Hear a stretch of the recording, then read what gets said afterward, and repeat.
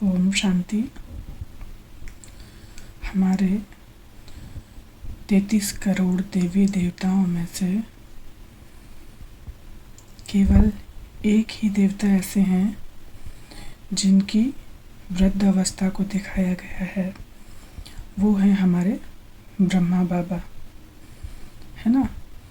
और ब्रह्मा बाबा को 4 मुख भी दिखाते हैं, 4 हाथ भी दिखाते हैं और कमल आसन पर भी दिखाते हैं। तो सोचने की बात है कि आज के टाइम में किसी को एक हाथ में अगर 6 उंगली भी हों तो उसको एक उंगली को ऑपरेट करवा लेते हैं, है ना। तो फिर ये देवी देवता 4 मुख के कैसे हो सकते हैं? तो इसका कहीं ना कहीं कोई ना कोई हमको ये मैसेज देने की कोशिश है हमारे शास्त्रों के द्वारा। भाषाएं जो होती हैं 4 तरह की होती हैं। मौखिक भाषा, जो हम बोल के किसी को समझा सकते हैं। फिर होती है इशारे की भाषा। फिर होती है लिखने की भाषा। फिर होती है चित्रों की भाषा, है ना। तो शास्त्रों में जो है चित्रों की भाषा है ना। तो चित्रों की भाषा को समझने की ज़रूरत है हमें। तो वही चित्रों का मैं आपको डिस्क्राइब कर रही हूँ। तो 4 मुख दिखाने का मतलब है कि परमात्मा जब इस सृष्टि पर आते हैं और जो ब्रह्मा को जो ज्ञान देते हैं, तो वो ज्ञान उन्होंने अपने तक ही नहीं रखा, चारों दिशाओं में फैलाया, चारों दिशाओं को दिया, है ना। दूसरा दिखाया ब्रह्मा को दाढ़ी और मूंछ, बल्कि देवी देवता को दाढ़ी मूंछ होती नहीं।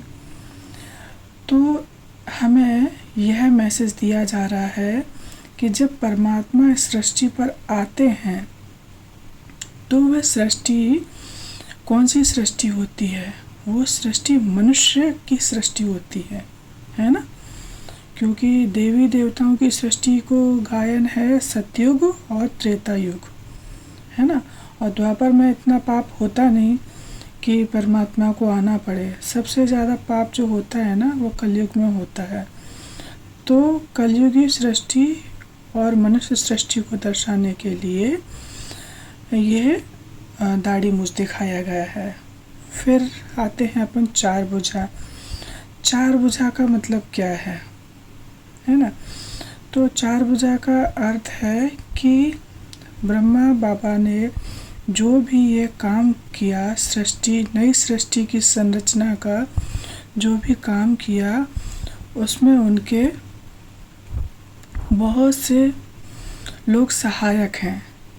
इसमें केवल 4 ही हाथ दिखाए गए, लेकिन इसमें यज्ञ माता मम्मा हैं, जो आपको प्रजापिता ब्रह्मा कुमारी की हिस्ट्री आप जो पढ़ेंगे उसमें आपको पता चलेगा कि ब्रह्मा बाबा की सबसे बड़ी सहायिका जो थी वो मम्मा थी। मम्मा, उनका ज्ञान में आने के बाद उनका नाम मम्मा पड़ा, उससे पहले उनका नाम राधे था। तो इस ज्ञान को आगे ले जाने में राधे माँ ने बहुत मदद किया और इसीलिए वो सदैव ब्रह्मा बाबा के साथ रहती थी।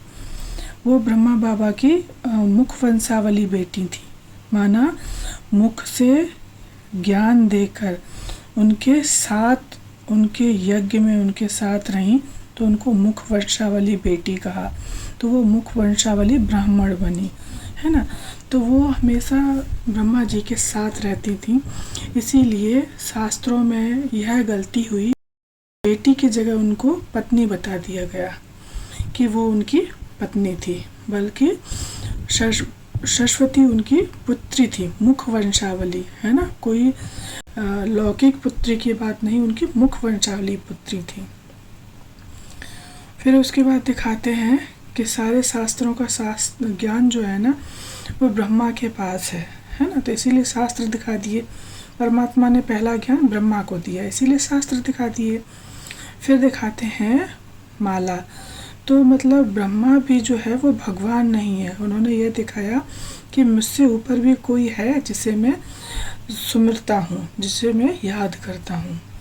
फिर दिखाया कमंडल। कमंडल भी एक तरह से ज्ञान का प्रतीक है ना, पवित्र ज्ञान गंगा। तो ये इसीलिए कमंडल दिखाया, है ना। फिर कमल दिखाया। कमल का अर्थ है कि ब्रह्मा बाबा को ज्ञान मिलने से पहले वह भी प्रवृत्ति मार्ग, मतलब वो भी अपना, जैसे हम लोग कलयुग में जो मनुष्य जीवन जीते हैं उसी तरह वो जीवन जी रहे थे। 60 वर्ष तक वो उनके भी बच्चे थे, उनका भी बिजनेस था, है ना। वो भी नॉर्मल सादा जीवन जी रहे थे। लेकिन 60 वर्ष की आयु में उनके शरीर में परमात्मा की प्रवेशता हुई। उसके बाद उन्होंने कमल के समान जीवन जिया, माना पवित्र जीवन, है ना। तो उनके जीवन में पवित्रता आ गई, लेकिन उन्होंने घर बार नहीं छोड़ा। इसीलिए कमल दिखाते हैं। जैसे कमल रहता तो कीचड़ में है लेकिन फिर भी खिला हुआ रहता है ना। परिवार में रह भी रहे हैं और बुराइयों से दूर भी हैं, है ना। परिवार में रहते हुए ही उन्होंने पवित्रता धारण की, इसलिए उनको कमल पर बैठे हुए दिखाया जाता है। कमल तो बहुत ही कोमल होता है ना। कमल जैसी नाजुक चीज़ पे कोई मनुष्य कैसे बैठ सकता है, लेकिन उसके पीछे मैसेज क्या है, हमें उस मैसेज को समझना है। तो ब्रह्मा जी का ये शॉर्ट परिचय है। ज़्यादा से ज़्यादा जानकारी के लिए आप अपने नज़दीकी ब्रह्मा कुमारी सेंटर पर जा सकते हैं और बहुत अच्छे से इसको भाई बहनों द्वारा समझ सकते हैं। और इससे संबंधित आपको जो भी सवाल हो वो आप मुझे मैसेज में पूछ सकते हैं। Om Shanti. Thank you Baba.